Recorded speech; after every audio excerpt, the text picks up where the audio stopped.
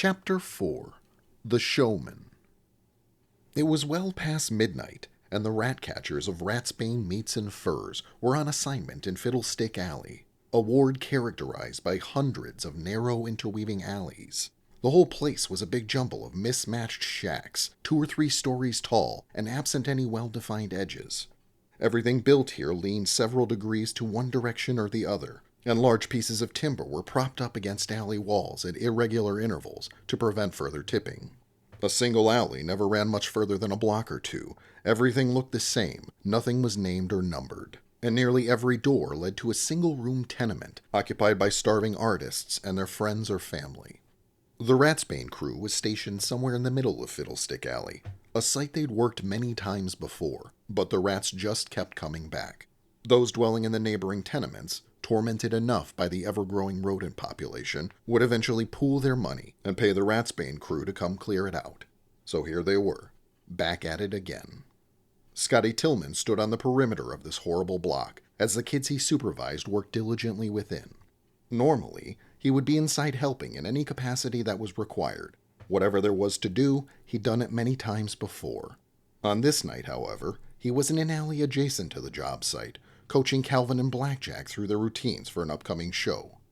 In recent months, Scotty had been dabbling in show business, his true calling. He managed to train Calvin and Blackjack to do tricks well enough on their own, but now he was trying to integrate their routines. The idea came to him during his last show on Hightower Night, when Calvin escaped his cage and scurried on stage during Blackjack's routine. At first, Scotty was mortified. The entire show was ruined as Blackjack abandoned his act and started chasing after Calvin. It was the most humiliating moment of Scotty's entire life, until he realized that the crowd was going wild for it. They thought it was all part of the show, and they clapped and cheered when it was over. That was when it occurred to Scotty that he could get a much bigger turnout if his dog and rat show combined the talents of both animals. Since then, he'd been devising little routines for them to perform together. In 6 days, they'd mastered 2, but this third one was proving to be quite difficult, so he had them practicing it out here on a makeshift stage of barrels and wooden planks. Flossie Barker approached from the job site. She was about Scotty's age, but taller, and she wore a long-sleeved shirt beneath a pair of overalls with the legs tucked into her boots. "What you have 'em doing now?" Flossie said. "It's this trick where they run side by side," Scotty said. "Then Calvin goes up a ramp, jumps over to Blackjack's back, and rides him like a horse. But Blackjack has trouble getting close enough for Calvin to make the leap." "Sounds like a tough one." "They'll get it eventually. Just takes time. Anyways, how's it going in there?" "Good. No fancy rats yet, though," Flossie said. "Slim pickings," Scotty said. "Not surprising. There's probably at least 100 rat trainers in Fiddlestick Alley. I bet they already been through here and snatched up all the good ones."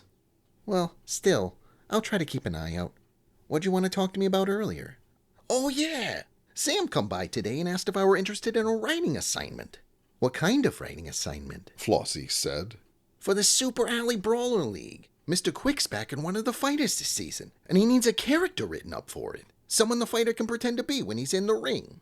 "And he asked you?" "Yep. Probably because he knows I'm in show business and whatnot. Except I just ain't got the time with my supervising duties and training Calvin and Blackjack in my spare hours. Plus, I ain't that good with my letters yet. So I was wondering if maybe you want to take it on." "Me? But I don't know the first thing about brawlers," Flossie said. "Oh, that don't matter so much," Scotty said. "Ain't nearly as important as having a big imagination, plus knowing how to read and write good. And you come up with characters and stories all the time." Flossie thought on that for a long while. "You really think I'm good enough to write for Mr. Quick?" "Sure I do. You're probably the best writer I know." Scotty knew that Flossie had the spark you needed for this kind of thing. It was the same spark that he had, and Calvin and Blackjack too. "Wow, working with Mr. Quick himself," Flossie said, then brightened. "I'll do it." "Great. I'll let Sam know the next time I see him," Scotty said. "Oh boy, what an opportunity." "Just you wait, Flossie Barker. Big things are coming for us. I can feel it." Crash! The clatter pulled Scotty's focus to the practice stage. Then his heart jumped into his throat when he saw that it had collapsed. For one terrifying second, he pictured Calvin crushed beneath the debris. But then he spotted the rat taking a break with Blackjack several yards away. Scotty sighed with relief. "You should probably get back in there," he said, walking over to reassemble the stage. Okay. Good fortune with training, Flossie said. Thanks. The girl turned and left, passing Tad Fryer, who was just coming from the job site and looked to be in a huff. Boss, these rats is too tricksy, Tad said. Can't hardly get a hold on none of them. Okay, I'll be in to help in a bit, Scotty said. But we've been at it 2 hours already. Scotty could feel his hackles rising as he tried to focus through Tad's whining. A good worker, but the kid was vexing at times. I know. Like I told ya, I'll come help soon. Just do your best till then, Scotty said, the stage nearly reassembled, but for a few subtle imbalances. Okay, Tad said, unconvinced. Then he looked over to where Calvin and Blackjack were resting. Hey, what about Blackjack? He should be helping too. At that, Scotty's face flashed hot and he rounded on the boy. Damn it, Tad! Blackjack's busy! Go back to work! Tad stood there affronted, but Scotty just looked him in the eye, hoping he would submit to authority. Shortly thereafter, he did. Fine, Tad said, then turned and traipsed back toward the job site, muttering things like, cuss at me, and wish I got to be a show dog. Just then, Scotty noticed Arabella Ratsbane standing at the end of the alley. She'd been watching the interchange, and now that it was over, she approached. Hi, Bella. Scotty, Arabella said. You know you should look your people in the eye when they come to you with a problem. It makes them feel like you don't care if you just keep doing what you were doing. Scotty nodded. I know, I just forgot. You know what else I'm about to say? He did, but he shook his head no anyway. I agree with Tad, Arabella went on. Blackjack should be in there catching rats, not out here practicing his tricks. I'm sorry, Bella, Scotty said. Just couldn't stop thinking about these new routines. Calvin and Blackjack never worked together before, and I gotta make sure they got these down before the next show. If only there was more time in the day. Arabella agreed. So what did you want to show me? Oh! After all that business with Tad and Flossie and the stage, he'd entirely forgotten. Scotty grabbed his mana lantern and motioned for Arabella to follow him up the way. When Blackjack tried to follow too, Scotty told him to guard Calvin, and he obeyed. Scotty always liked it when Blackjack was obedient in front of Arabella. It made him feel respectable.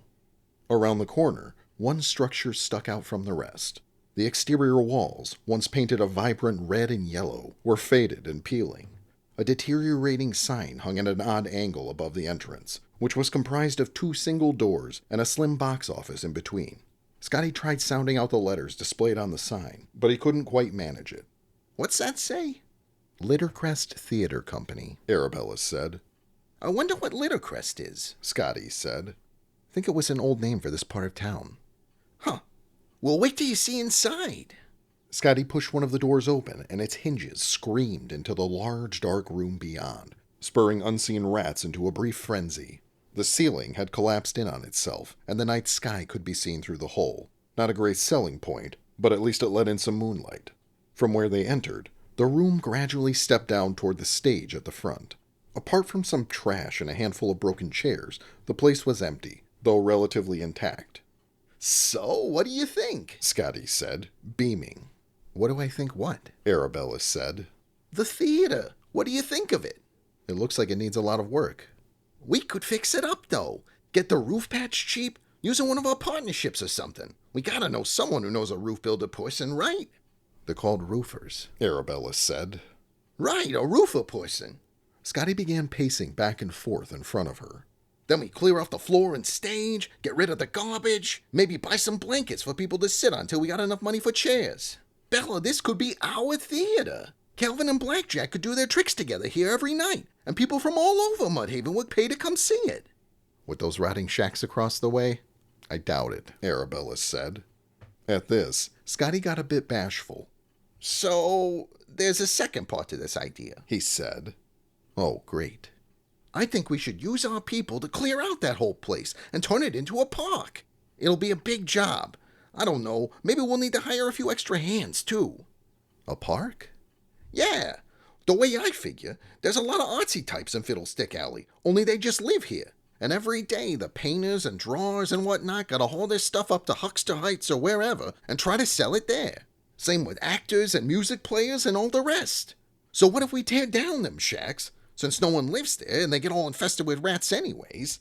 And then we build a park where people from all over can come and buy art and hear music and watch plays. And we can call it Artsy Park or something. Then what's at the head of the whole dang thing? Our theater. Arabella didn't say anything at first. She was thinking it over, and Scotty knew the best shot he had at making this happen was to just let her keep thinking it over. When she was done, she looked at him. "Could be worth looking into," she said. Really? Scotty said. "I'm not promising anything, but I'm interested." All right. And just imagine all the dough we'll make from the theater. We could sell beer and soda and popcorn and peppermint sticks and, hey, I wonder what we'll call it. Scotty thought on that, then started spouting out names. Arabella's Fancy Rat Theater, Ratsbane Productions, the Theater House of Arabella Ratsbane. There was a long moment of silence between them. "How about we call it the Second Fiddle?" Arabella said. Right away, Scotty liked the sound of that. He played it over and over in his head, and it only made him like it more. There was just one glaring problem. It don't got your name in it, Scotty said. "Yeah. Oh well," Arabella said. "Sometimes class is more important than branding." Class. Scotty pondered the meaning of it. He thought of the crooked sign hanging outside, and imagined it all nice and lit up with those words, however they were spelt, and he quite enjoyed the sight of it. The Second Fiddle. Okay, Scotty said. Then a thought occurred to him. "Hey, you gonna ask Mr. Quick to go in on it with us?" "No," Arabella said. "I don't think so. Might try to find someone else to partner with, though." "Oh, but how come you don't want to ask?" Just then, Flossie burst into the theater. "Scotty, come quick! There's trouble!" Near the job site, Big Reuben stood over one of the new kids, who sat on the ground cross-legged, nursing a bloody nose. Before him lay the grisly carcass of a rat. The other long-serving kids in the Ratsbane crew, Dahlia Thacker, Tad Fryer, Rosa Straw, and Jasper Abbott, stood around the boy. "Did you hit him?" Arabella asked Reuben. "I weren't gonna, but he took a slash at me when I tried to get the knife off him," Reuben said. Arabella held out her hand, and Reuben gave her the knife. She studied it. There was still blood on the blade. Then she stashed it away in her belt before focusing her attention on the new kid. "What's your name?" Arabella said. The kid didn't respond. "Nelson Sharphand," Dahlia said. "He started last week." "And he was shown how we kill rats fast and proper?" "Yep. Trained him myself. He knows." "Just chose not to," Reuben put in, doleful. "Finished it quick once I seen what he'd done." "You did good, Reuben," Arabella said. "It's just a dumbass rat," Nelson said to no one in particular, eyes downcast. Arabella moved to the boy's front. She waited, and soon enough, Nelson met her eyes. "We don't torture rats here, Mr. Sharphand," Arabella said. "We kill them, but we don't make them suffer." Nelson stared daggers at Arabella before he spat on her boot. "Screw you, you stuck-up bitch," he said. At that, red-hot anger surged through Scotty's chest, then scorched a path all the way down to his hands and feet. The instant loathing he felt for this wretched, sinister boy was near unbearable. Looking around, Scotty saw that every other member of the Ratsbane crew felt the same as they edged closer, a circle tightening, with Nelson at its center. But Arabella held up a hand, and the crew halted their advance. With eyes that were stern as steel, Arabella looked down at Nelson, who seemed proud of his foul little remark, despite his dire circumstance. She removed her black gloves and stuffed them into the pockets of her long coat. Then she knelt down, and with her bare hand, picked up the bloody dead rat, inspecting it closely. When she was done, Arabella produced an empty sack from somewhere on her person, opened the mouth of it, and deposited the carcass within. "Scotty," she said. "Yes, Miss Ratsbane?" Scotty said. "How much did we agree to pay Mr. Sharphand for a night's work?" 11 marks. Arabella withdrew her coin purse and counted out 11 single-mark coins. She offered them to Nelson, who hesitated before extending his hand. Arabella let the blood-spotted coins fall into his open palm, and after studying them, he looked up, confused. But Arabella was not through. "Listen to me carefully, Nelson Sharphand," she said, her voice half ice and half death.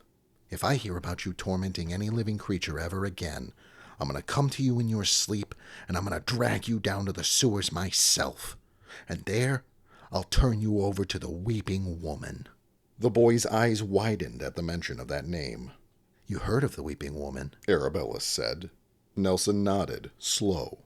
Every kid in Mudhaven knew about the Weeping Woman, the Queen of Rats. Recalling the stories that Scotty had heard sent a chill down his spine. "You know about the way she likes to hurt people?" Arabella said. Nelson nodded again, his eyes glazing over as he seemed to imagine it in terrible detail. "Well, that's exactly what'll be in store for you. Understand?" He did. "Okay then," Arabella said, standing. "Go." Nelson stood, slow and cautious. He looked around at the Ratsbane crew as if he was expecting to get hit. When that didn't happen, he departed, and they saw him no more. Arabella donned her gloves and sent everyone back to work.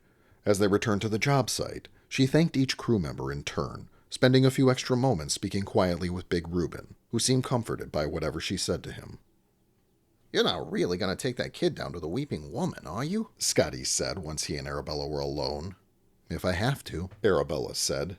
"You can't make empty threats, otherwise your word starts to count for very little. We'll talk more about the second fiddle later. I'll see you back at the house." Arabella tipped her hat to Scotty, then departed, still holding the sack with the dead rat. This wasn't the first time, or even the 10th time, that Scotty had witnessed Arabella take a dead rat from the job site. The standing rule was that if a rat died badly in the line of work, the carcass was to be brought to her so she could dispose of it personally. And so they did.